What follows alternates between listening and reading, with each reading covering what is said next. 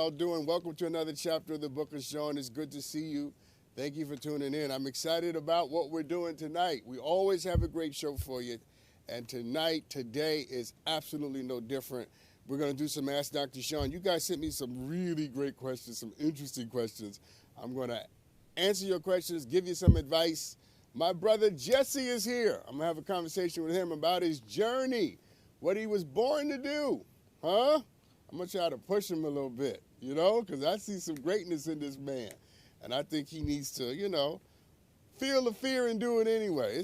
Listen, all of us have have a part of us that's intimidated by things that we're assigned to do in life. And, he's no different. I'm no different. You're no different, right? Whatever your thing is, the thing that you most want to do is probably also the thing you're most probably afraid to try to get done.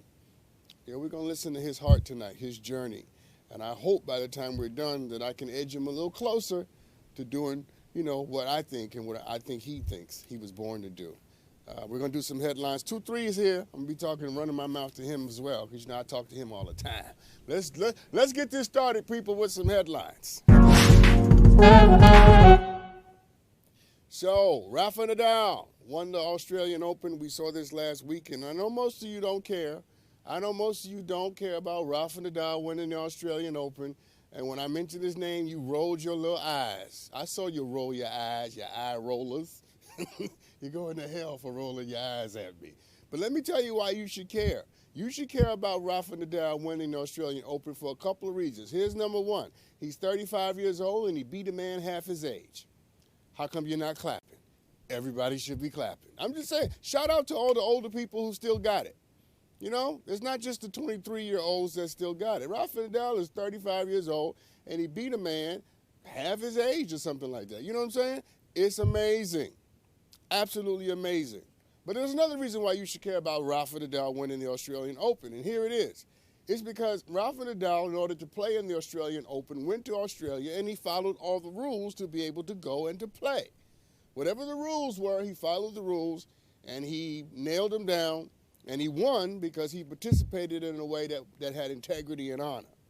And I'm just saying, unlike Novak Djokovic, who happens to be the Kyrie Irving of tennis, Rafa Nadal did not think that he was so special and so wonderful that none of the rules applied to him and that he could have his own private little,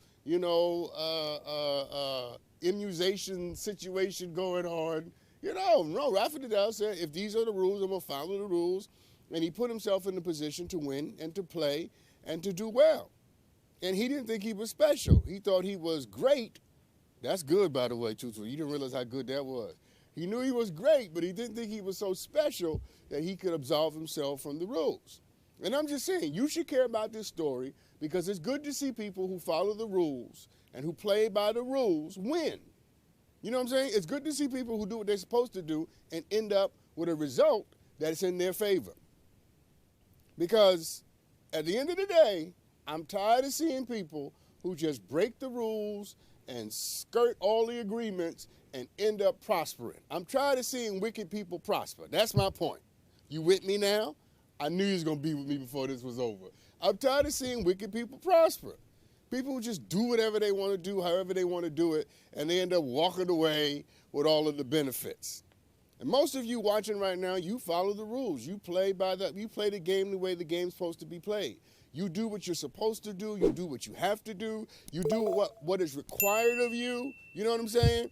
And nobody ever gives you a standing ovation. Nobody ever says, great job, you've done really well. And that's why I wanted to do this story. You see how I made those two things come together? I'm just telling you, I got talent, people. Rafa Nadal played by the rules, and so do you. And he won, and so will you. It's just important that we see people who are doing the simple work and the hard work of doing what they're supposed to do actually have some success. And I'm tired of seeing people like Novak Djokovic and Donald Trump breaking the rules and winning all the way to the bank. We really do need examples of what can happen when you do what you're supposed to do. We need people to show the rest of the world what happens when you do what you're asked to do. We can't just see cheaters win. We can't just see liars prosper. We can't just see crazy run amok. You know what I'm saying? At the end of the day, when it's all said and done, I want to invite you to celebrate the people in your life who, wait for it, follow the rules. They play by the rules of the game and they do what they're supposed to do. If you're a little confused, let me help you. These are the people who came home every night. These are the people who decided not to walk out on their family. These are the people who decided to pay the light bill. Come on, talk to me. These are the people who decided to make sure you had food on your plate and water in your cup. They did what they had to do, what they were supposed to do, so that you could be who you are. Yeah, maybe we ought to give them a standing ovation. Let's move on, 2-3. Speaking of Donald Trump, let's talk about he who should have no name. Donald Trump recently put out before his supporters, I got to get my words right on this. Donald Trump wanted all of you to believe that the only way for you to show your loyalty to him was to buy his new book. So over the Christmas holiday, his camp sent out an email, and in the email, he challenged people to show their loyalty to him by buying a book of photographs that cost $75. And they sold the book. This is the part I want you to get into your little spirit. They sold the book as a loyalty test. If you are loyal to Donald Trump, you were supposed to buy this book for $75. Okay, now we already knew that Donald Trump was a crook. We already knew it. But damn. I mean, you openly telling people if you don't buy my book. So what is it? If I don't buy your book, I don't love you? Is that what it is? I mean, look, really, people, the way to show you my love is to buy your book? Lord have mercy. Let me just say this real quick. I don't feel sorry for the people who follow this man because, listen, if you want to be lied to and somebody lies to you, I don't feel sorry for you. You know what I'm saying? You raise your hand and you want it to be. Donald Trump is about money. He ain't about democracy. He ain't about conservatism. He ain't about none of that. He's always been about money. You know how I know? Because he, over the Christmas holiday, said, if you don't buy my book, you ain't loyal to me and you don't love me. But there's a deeper truth. You ready for this? Here's the deeper truth. Watch people who make you jump through a bunch of hoops to prove your loyalty to them. Because loyalty tests are implicitly problematic because they normally are one-sided. Usually when there's a loyalty test, only one person is taking the test, which is deeply problematic. Watch people who make you prove your loyalty over and over and over again because loyalty tests are about power, not about loyalty. You hear me? Most loyalty tests are about power, not about loyalty. Because here's the question. Why am I proving my loyalty and you ain't proving yours? There it is. Why do I have to prove my loyalty and you ain't got to prove nothing? That's because most loyalty tests are about power dynamic. It ain't got nothing to do with love. It ain't got nothing to do with loyalty. It's whether or not I can control you, box you in, and manipulate you into believing that you need to prove something to me.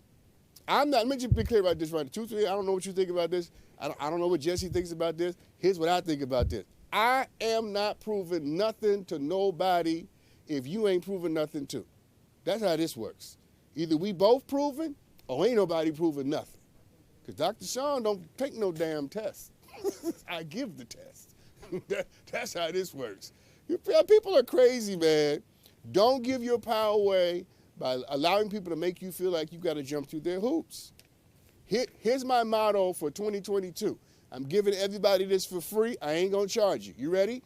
I love those who love me. I'm loyal to those who are loyal to me.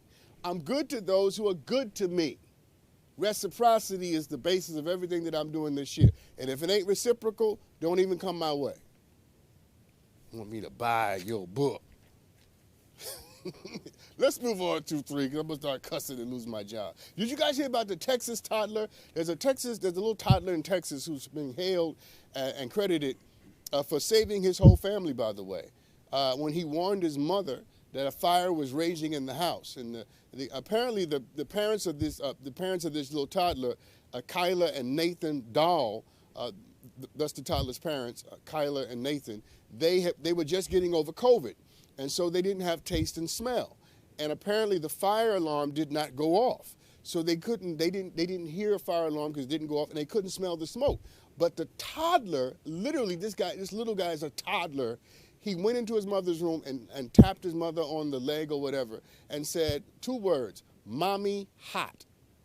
And then, for whatever reason, the mother sort of got what he was trying to say and realized, whoa, and the house was on fire. I mean, it was a blaze. And they were saved because the toddler, who couldn't talk, by the way, tapped his mother on the shoulder, couldn't put a sentence together, and just said, "Mommy, hot." And this little guy saved a family of 7. 2 parents and 5 kids were saved by that little toddler. Listen, can we just get a toddler a standing ovation right now, people? But this story, I wanted to do this story because it confirms without a shadow of a doubt that God will use anything to save you. Life will use anything to save you, even if it's a toddler that can only speak in broken sentences. And sometimes we want salvation to come in whole sentences, but the truth of the matter is, sometimes it only takes 2 words to get us out of a problem. "Mommy, hot." That's all the toddler could say. You know what I'm saying? We get warnings all the time. We get warnings all the time, but we don't listen to them because we want life to speak to us in sentences and paragraphs and exorbitant and elaborate miracles. And sometimes all we get are 2 words, "Mommy, hot." That's all his family got to deliver them from a fire that was waiting to kill them. Here's my advice to you. Listen to your life. Listen to what your life is saying, because your life is always talking to you. But please understand that when life talks, most of the time, it does not yell, it whispers. Our job is to learn how to listen to the whisper and how to interpret the broken English and the warnings that we've been given to help us avoid the things that are trying to destroy us. You see, the feeling that you're having to lose weight, or the feeling that you're having to move on, or the feeling that you're having to move, or the feeling that you're having to leave a relationship, or the feeling that you're having to quit a job, or the feeling that you're having to change some part of yourself, that's life whispering to you, telling you that it's time for you to do something else. You would do well to listen to it, because life is always talking. It's always whispering, always trying to convince us that what we need to do next happens to be the thing that we need to do next. See, what you're feeling right now might be the very thing to save you from the pain that life is trying to help you avoid. A family of 7 got saved from a fire because a toddler could pronounce 2 words, "Mommy, hot." I wonder what life is pronouncing in your world today that's trying to keep you from the things that are secretly trying to destroy you. Let me do my last one. Okay, here's my last 1, 2, 3 before I bring out my main man, Jesse. Let's talk about Donald Trump again. Don't roll your eyes, because this one is interesting, okay? This is interesting. There he is, the orange man.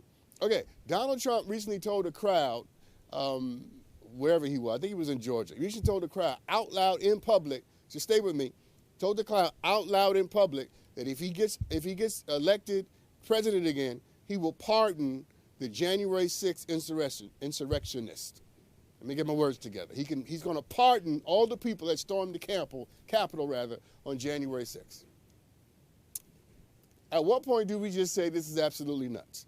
Because the man has no regard for anybody other than himself. We already knew he was a narcissist, and now he's outright telling us that if he gets elected, he's going to pardon all the January 6th insurrectionists.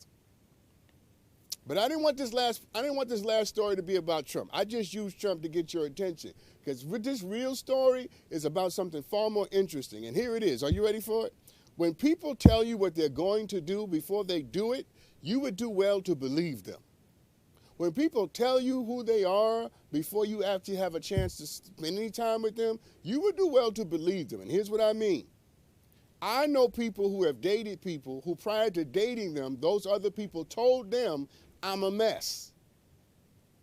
And they convinced themselves that the person who was talking didn't know themselves, and they ended up dating them only to discover that that person was absolutely right about who they were, because the relationship ended up in a mess. I know people who've dated people who said, "I've never been faithful to anybody." And then they proceeded to date that person anyway, erroneously believing and thinking that because, their breasts were so wonderful, that now he was magically going to be faithful to you. Man is 30, 40 years old, ain't been faithful a day in his life. You think he'll be faithful because you show up? When people tell you coming in the door that I ain't nothing, I'm a liar, I'm crazy, when people tell you this, that's one thing to discover 6 years in, right? Or 6 months. But when people tell you when you show up, man, you can't trust me. And then you run off and just date them anyway.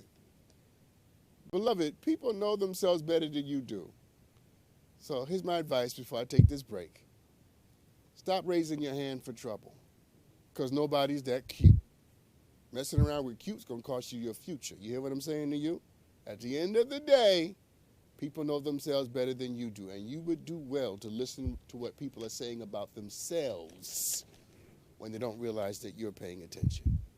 Let's take a break. When we come back, I'm going to talk to my main man, Jesse. I want to inspire him about his shoes. I'm going to get this man in front of the camera. That's my goal today. You know what I'm saying? I see you, Jesse. Don't say nothing. Can't nobody hear you nowhere. We'll be right back. Welcome back, everybody. So listen, before we took our break, I promised you that we were going to have, what will be an amazing conversation between Jesse Combs and I. I'm glad we have him on tonight before I bring him out, because he gives us an opportunity really to talk about all the things that most of us are sort of struggling with, and I mean fear, anxiety, right? Worry, because we all got something we really know we want to do, and we kind of apprehensive about it. And there's something in particular that he's kind of apprehensive about. Welcome to the show tonight, Jesse Combs. What's up, Jesse? What's up? How you doing, man? Thank you for coming on. No, thank you for having me. It is my absolute pleasure. What city do you live in? Between LA and Atlanta right now. Okay. But yeah, Atlanta is really, where I'm probably going to be majority. Nice. So listen, before we get into why we brought you on, and of course you know what we want to talk about, I like to begin with some questions that are sort of just off, in some other stratosphere. Because I like to get to know the heart and the soul of the one that I'm talking to. So here's my first one. If you could have an unlimited supply of anything, what would you want that anything to be? Oh, chocolate chip cookies. Are you serious? Every day. Really? For real. For real. Everybody who knows me, chocolate chip cookies, I'm good. Seriously. So this I'm a junk foodie, so I know that's weird, but yeah. No, it's not weird at all. This is your thing, right? Yeah. Okay. Yeah. Okay. Tell me how the people who know you the best describe you. I don't know. I'm probably two different people. Most people know me like business wise. I'm really structured, but then in real life, they have to I'm the person you don't call and put on speakerphone. I'm the person you take off speakerphone and talk. I'm that guy. Say more about that. What for those who don't know what that means, what does that mean? It means no telling. I say I just say what comes off my brain. I just say it. I'm the real honest friend. Okay, Jesse. Yeah. Jesse, I need you to be a little filtered tonight because we're on TV. So. Oh no, I keep telling myself that a friend of mine said, it's live, right? I was like, yeah, I know it's live. No. Listen. So let's do this. Describe yourself in one word. Think about this before you answer. Describe yourself in one word. Honest. It is what it is. What you see is kind of what you get. So tell me what's the craziest thing you've ever done? I don't know now. Let me see. Craziest thing I've ever done. Okay, craziest thing I've ever done that didn't make any sense was I'm not a good swimmer, and I can doggy paddle, meaning if I fall in the water, I can get to the side. So I jumped off this. I was on a yacht. And some friends were daring me because they said, you know how to swim because you always joking around. So I was on the edge acting like I was going to jump in, knowing I couldn't swim, and they pushed me in. So when they pushed me in, I started doggy paddling, acting like I could swim, but I really couldn't swim. But it was salt water, so it was easy to. So I wound up holding on to the, the line that holds the boat still. So playing Wow. around too much in real water. Yeah, yeah, dog. Yeah, Yeah. No, yeah, note for to real. self: don't do that, right? Yeah, nah, that was, yeah. That's probably the craziest thing I've done. Well, listen, I'm glad you made it. I really am. Yeah, me too. Me too. So let's go there now, because I know a part of why we wanted you to come on tonight was because you have a very particular kind of anxiety, right? If we got Yeah, it right. yeah. I'm going to just lay it out, and I want you just to give me whatever comes up when I give you this. What happens to you when you get in front of a camera? I kind of start sweating, like I'm doing now. Like I'm sweating in this sweater, like it's 80 degrees outside, and it's it is cold. Okay. So I'm acting natural, but it's really not natural. It's really like I'm sweating. okay. I, re- So give me a feeling. What feeling do you get when you're in front of a camera? I want to see what I look like and sound like on the other side. Mm. Because I'm used to being the one on the other side looking like, oh, don't turn right. Oh, don't turn left. No, stay like this, do that. So knowing sometimes you don't look like you think you look on camera, I have that in my head, like, this is what I look like on the other side of the camera. Like you Mm. looking crazy right now. Like your hat is like too low on your left eye. Like I'm that person. I'm like, pull the hat up, pull the sweater to the left. Why didn't you shave? You know what I mean? Like I'm all of that. Mm. So the real fear is what? Name it. I think honestly, the fear is it's a comfort zone. Like it's a comfort zone. Like I'm confident in what I do. That's why I can do it for other people. But the comfort zone of just like kind of just being in your particular zone without having to be judged. Mm. But when you step to the other side, it's like now you judged. Mm. It's like, oh, now this, everything becomes an issue when you're not trying to be the one. When you just when you're just part of the crowd, you cool. But when you try to be the one, it switch up everything. Yeah, yeah, yeah. It changes. It changes the whole mentality. It changes the feeling. It changes. Something just clicks in people. Mm. Yeah, Where it automatically goes to critique. It automatically goes to, oh, it goes into that, that mode. mm. I often say that bright light comes with hot heat, and what's interesting about that, if I heard you correctly, and correct me if I'm wrong, that the real dilemma, the real anxiety is judgment, condemnation, critique. Yeah, yeah, because it's easy. Like for me, it's like I just want to make my money and go home. Like I'm Mm. not even tripping on being the one. I'm not even tripping on, it's not about being the smartest one in the room. It's about having a smart team. But then sometimes because even to me, stepping on social media is like you stepping in front of the camera. So Yeah. I don't care what it is. It could be Instagram, Facebook.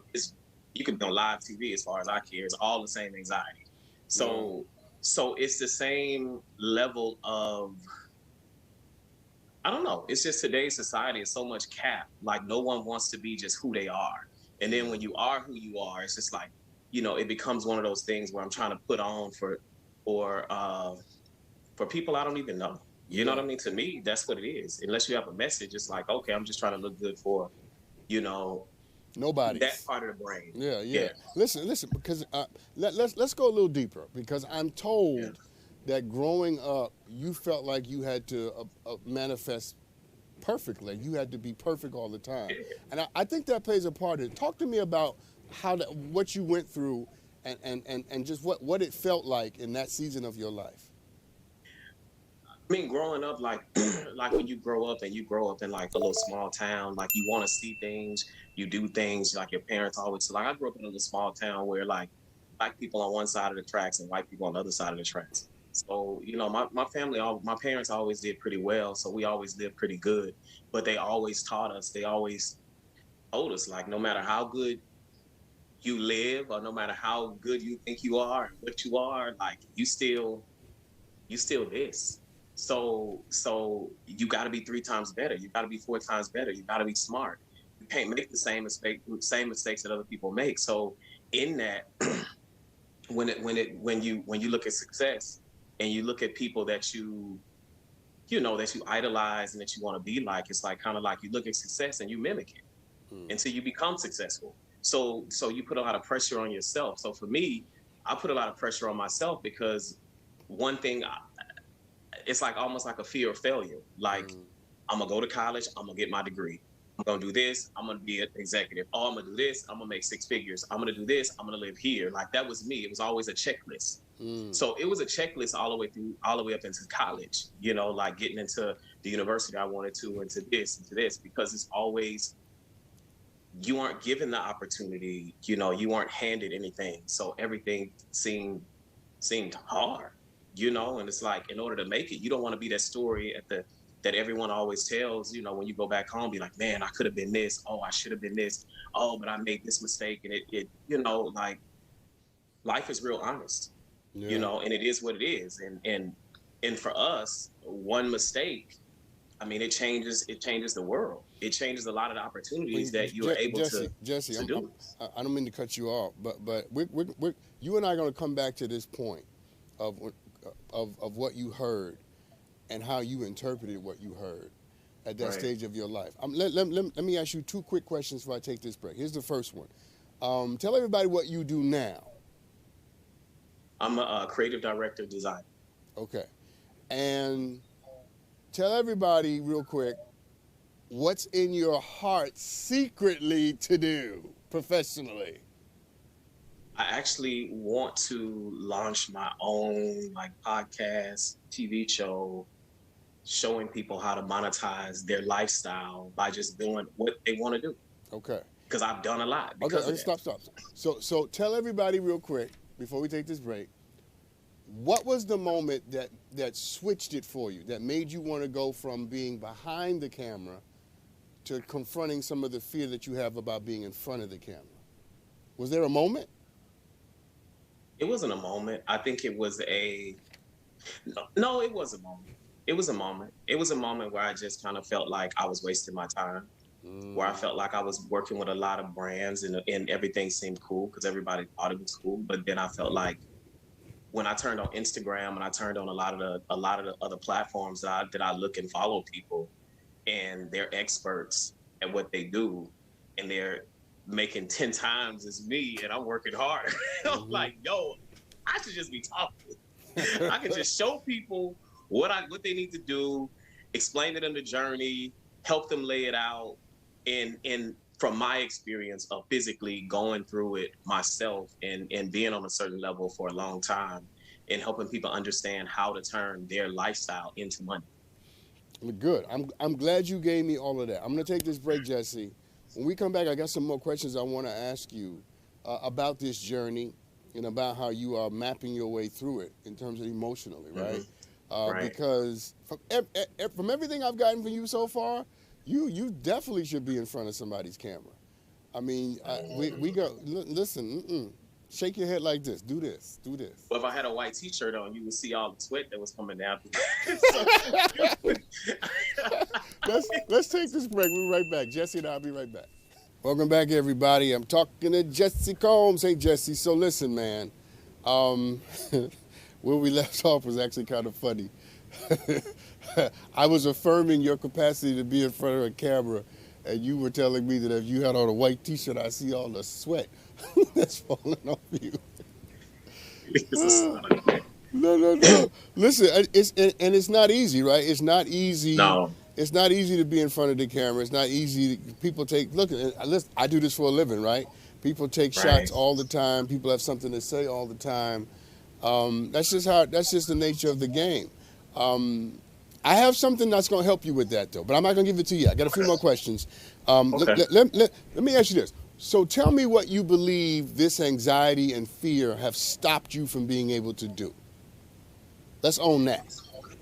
Yeah, I mean, there's been plenty of opportunities where I've had the opportunity to kind of like put on a major platform kind of like what I do, how I do it, or even take some other avenues that could have given me a bigger platform to kind of, from even producing to music or whatever my journey. My journey is, you know, kind of taking me through all aspects of entertainment. So so just on the flip side of it, you know, I've kind of passed up on my anxiety has kind of like helped me just kind of like block myself. Like was in my own way from taking opportunities where people might have said the same thing you said. Yo, Jesse, like, I know you're doing this, but can you come on this side of the camera and kind of do it in this way? And I'm just like, nah, we're gonna stay back here and we're gonna kind of keep orchestrating, you know, because I just kind of felt like that's my comfort zone. Like, that's where I am. But in the world of social media where we are now, like, you competing with people who a lot of times don't have any experience. But I got something deeper for you. You ready? Yeah. Comfort zones are the most common places where most people die. True. You're so right. You're right. I just read that somewhere. Yeah, I just read this. Well, I got that from me, so I don't know where you read it. But comfort zones are where most people will achieve absolutely nothing. All right. Nothing great has ever been has been created in a comfort zone. So let me ask you this. Tell me what you think you deserve. I think I probably just deserve to kind of just give myself the opportunity to do maybe what I was put here to do. And what I do for other people, which it seems like what I can't do for myself. You know, allow myself to open up and just take the natural progression of where life is taking me. But it's like I block it. Like, I'm my own hater. That's why I put it. I'd be like, you just your own hater. Like, I always say that to myself, like, you your own biggest hater. Like, who taught you that? Jesse, who taught you that? Who taught you to be that way towards yourself? Because you learned it. You learned it. I think it came from just I don't know, probably never feeling. Honestly, I used to have this feeling like I used to always critique myself and feel like I was never good enough because I'm a competitive person. So I'm like, I gotta be the smartest. I gotta be this. I gotta, like, I'm a competitive person. Like, you make it competitive, something that I don't have something to care about, I'm gonna start caring about. I'm like, you know what? I'm gonna do that just to. I'm gonna just do that. But if it's not a reason, if it's not a reason for me, then I kind of, if it's something that I naturally know I could do to take my career or take an idea I have to the next level, it's almost like a block. I don't care what it is. I can have the money to do it. I can have the outlet to do it. But when I put myself in the driver's chair of the physical, whatever that is, even come down to posting, like, it's just, it's a block. It's a complete block. Yeah. And it's a complete block to where, I mean, I probably have enough content for like the next 5 years and releasing content every day that if you go to my Instagram right now, it only has people I've worked with on my page. I just put a picture up as my profile pic, and that's it. Like, yeah. I'm not that guy. But I grew up like that, though. One of my mentors, you know, old school. So I grew up coming up in music, and like when I started off interning with Babyface and a lot of other, you know, executives, like you learn from the opposite side, like, you know, those who really make things move, a lot of times you don't see them.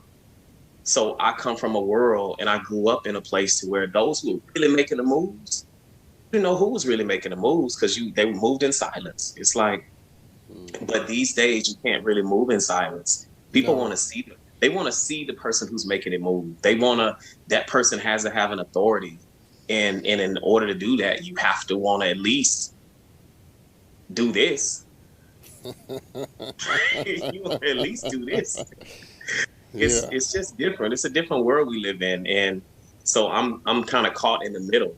You know, I'm caught in the middle of, you know, from the generation before. That's like, I didn't grow up with social media. I didn't grow up like, you know, the executives never were the people that were in the forefront doing this, doing that, you know, on social media, doing all this stuff. But now they are. A lot of them are. You know, they're at least showcasing what they do and how they're doing it in certain aspects and certain career paths. Yeah, listen, you know, it's a different day, right? It's a different time. It's a different day. And what worked 10, 15, 20 years ago will not work at all today.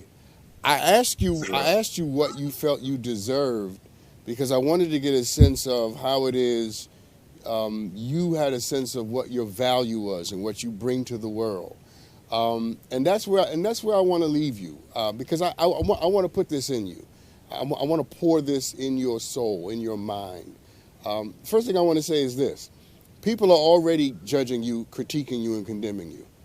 Whether you're in front of the camera or behind the camera, people already have an opinion about you. Follow what I'm saying? There is no place in the modern world where we can hide from condemnation. It's already happening. So when you feel the fear about being critiqued and judged, just know they're already judging you. They're just judging you while you're standing somewhere else. But here's the second thing. I've only talked to you maybe 20 minutes or so, however long we've been talking, and my sense of you immediately, Jesse, is you have a lot of value to add to the world. The world, listen to me, the world needs to see you. They need to hear you. We need to know what it is life has put in your mind and your heart. And your days of just being comfortable and in your comfort zone on the other side behind the camera, those days need to be over because we need what you have and we need to engage it in front of us. You see, I think when you really embrace the truth of your value, you will think it a crime to hide it from the rest of us. When you really embrace that you have more to offer than half the people you've been helping all these years, then you will understand why it is a sin. I'm going to go past crime, Jesse. I'm going to get Jesus on you. Why it's a sin for you to hide what it is you've been given. I'm going to take the break. Y'all calm down. I'm just letting you know for no uncertain terms that you got something that the rest of us need. You know what I'm saying? And you've heard this phrase before. This one ain't from me. Sometimes you got to feel the fear and do it anyway. You got to say, I know I'm afraid. I know this hurts. I know, but if I don't do this, ready for this? I cheat myself out of the destiny I prayed for. And that's what I want to leave you with. I want you to understand that the rest of the world can cheat you, but don't you dare cheat yourself, sir. Yeah. Appreciate that. No, I sense a lightening of you. I don't know if you completely turned, but I sense that something is seeping in. Yeah. No, I like that. No, you hit it right on the head. I'm Yeah. And then I'll leave you with this. I promise I'm gonna take the break. But then I'll leave you with this. Every time you think you can't do it, I want you to think of the generations that bear your last name, that gave blood and sacrifice and died so that you would be seen and not just heard. Mm-hmm. And every time you feel like you can't do it, you pull on them, that you tell everybody that you stand in the presence of your great-great-grandmother, your great-great-grandfather, and they are watching you cower. They are watching you hide in the shadows. And you owe it to them to no longer disappoint them, but to rise in your courage and to stand in the light, because that's what they paid for. The light that you stand in has already been paid for. Ooh, let's take a break. We about to have church, Jesse. I see. Listen, man, thanks for coming on, man. Thank you. My pleasure. Let's take this break. I appreciate the advice. Yes, sir. We'll be right back with Ask Dr. Sean right after this. Welcome back, everybody. I like talking to Jesse, because I think that he represents something that a lot of us deal with. Listen, nobody wants to be criticized and critiqued rather than condemned all the time, and nobody. But there's moments in life when you gotta step up and deal with it. And I liked how that conversation ended. And I want all of you to remember, especially in this month, especially now, to understand that your greatness has been paid for. Your light has been paid for. Somebody has paid a price for you to stand in the light. And how dare you not do it because you're afraid that somebody else might not like you because you're standing there. The hell with them. You stand in the light. Let's do some Ask Dr. Sean. So someone DM'd me this question. Here it is, 2-3. I know I share these with you, man. I'm a minister appointed to a church that I don't love. It's a church question, 2-3. You know how much you love church. 2-3 doesn't like church, y'all. Anyway, that I don't love. Go back to the beginning of that. Wait. I'm a minister appointed to a church that I don't love. My church members are unpleasant and sometimes walk out during the middle of my sermons. I've tried to be kind, but my patience is wearing thin. How should I handle this before I lose my cool? Ooh. Okay, first, sir, Reverend, Pastor, whoever you may be, let me give you the bitter pill. Then I give you the sugar. All right, here's the bitter pill. You might want to ask yourself if people are walking out in the middle of your sermons because your sermons ain't good. You know what I'm saying? 2, 3. You feel me on that? I'm just saying. You might want to listen. If people are getting up, walking out in the middle of your sermon, it may not just be because they're evil. It may be because you're not good. You're not a good preacher. So maybe this is an invitation for you to raise the level. You know what I'm saying? Raise the level of those sermons so you grab people's attention. It's hard to keep people's attention. Believe me, I do it. I do it nightly for an hour. It ain't easy to do, but that's the nature of the beast. Now, let's assume, I'll give you the sweetness now. Let's assume that it ain't got nothing to do with your sermons because you preach great sermons and you're theologically sound and inspirational and charismatic and you just, you can make Lazarus get up out the grave. That's how good your sermons are. Then you're dealing with a group of people who are not, really into your ministry. You're dealing with a group of people who don't like what it is that you bring to the table. And you got a choice to make. You got a choice to make if whether or not, let me just speak English. If whether or not you're gonna persist and stay there and teach them what love is about. Teach them what it means to be connected to a group of people who don't like you. Because you do know you can love people you don't like. You can love people you don't like. Yes, you can. And maybe a part of why you're there is to help teach them that lesson and to be that witness. And then the other side of it is, sir, the other decision that you can make is whether or not you shake the dust off your feet and you keep on going. Whether you decide you're not going to waste another day of your life trying to make people care about you or care about what you bring to the table. You can't make people like you. You can't make people love you. You can't make people accept you. And you need to make that decision. But here's what you shouldn't do. And I said all of that to get to this. What you shouldn't do is how you ended your question, and that is losing your cool. Don't lose your cool, sir. I'm assuming it's a sir, but it may be a ma'am. Don't lose your cool. You do not have the permission of the one who called you into service and into ministry and put you in that place to lose your cool. Keep your cool. You understand what I'm saying?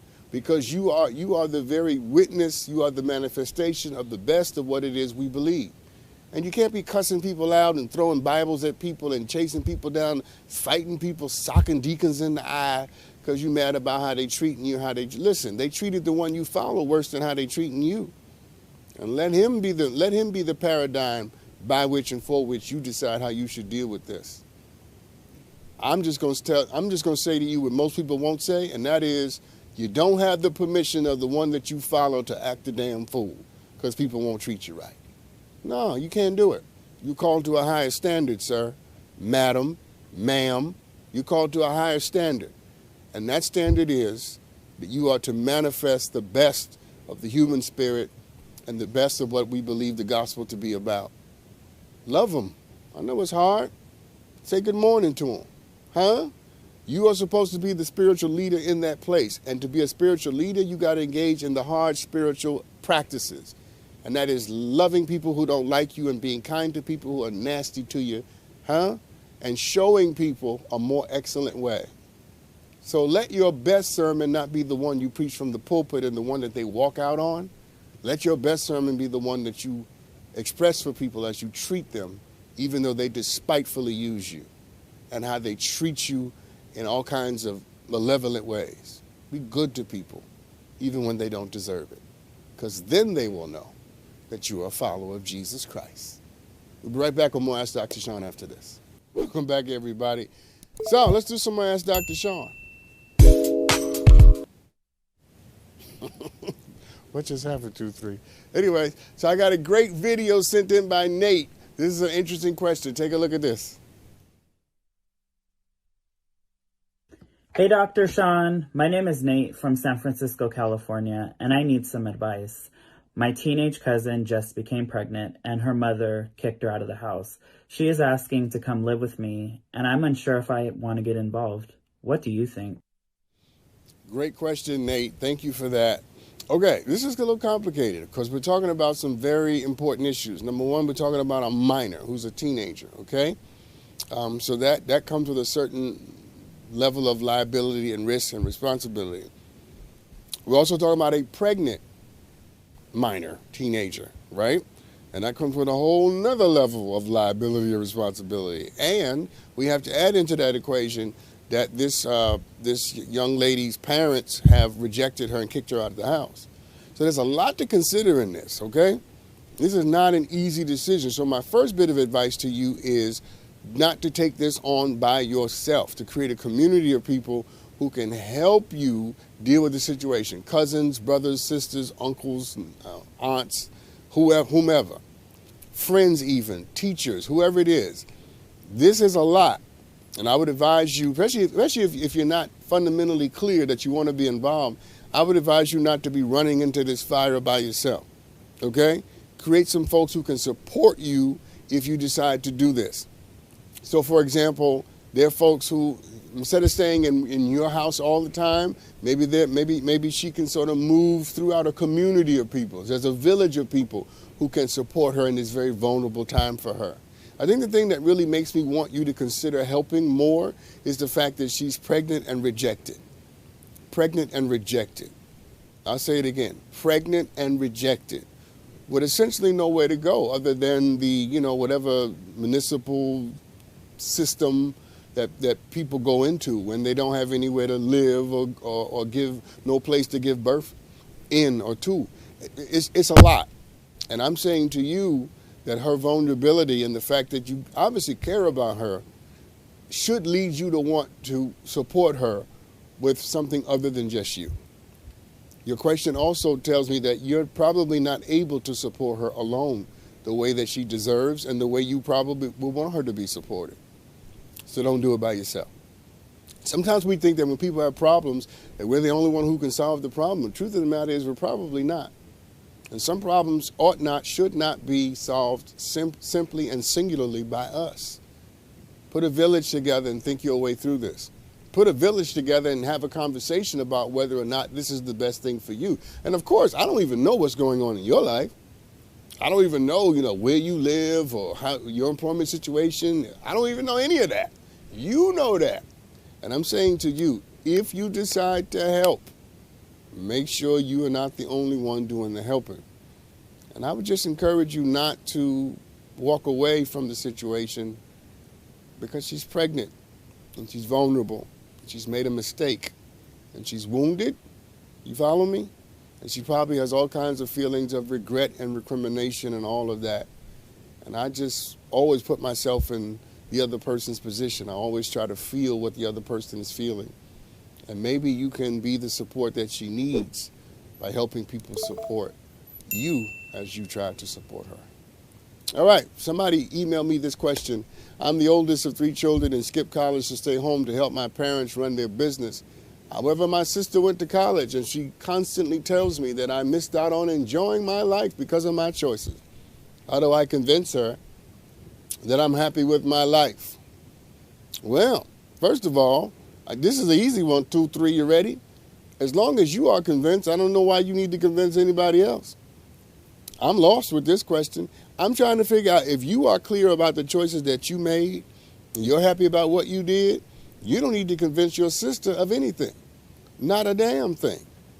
You feel me? What I want to free you of, lift your hands. If you were in church, I'd say lift your hands. Lift your hands and receive this. I want to liberate you from the burden of believing that you need to convince somebody of something. You follow me? The perfect way that you show people that you're happy about what you're doing is for you to keep right on doing it and to ignore everything that they have to say.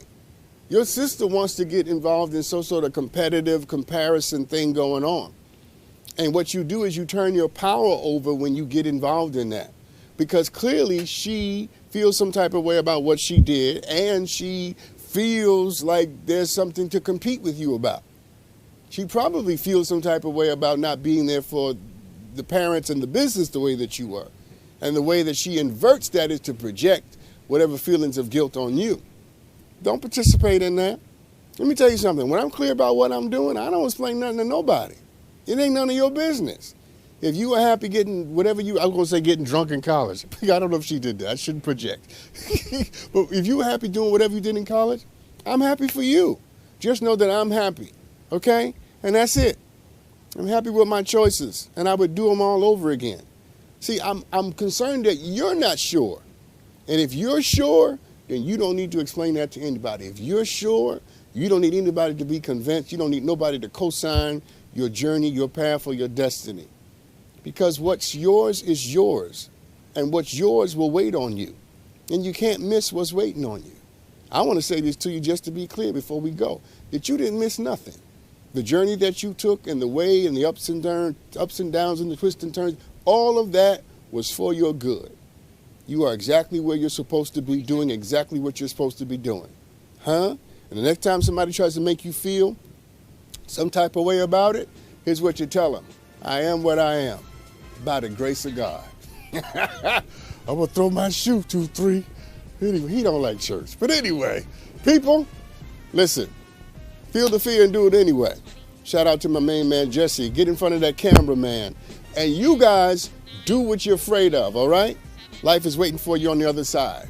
Y'all be good to each other, because I love you. How about that?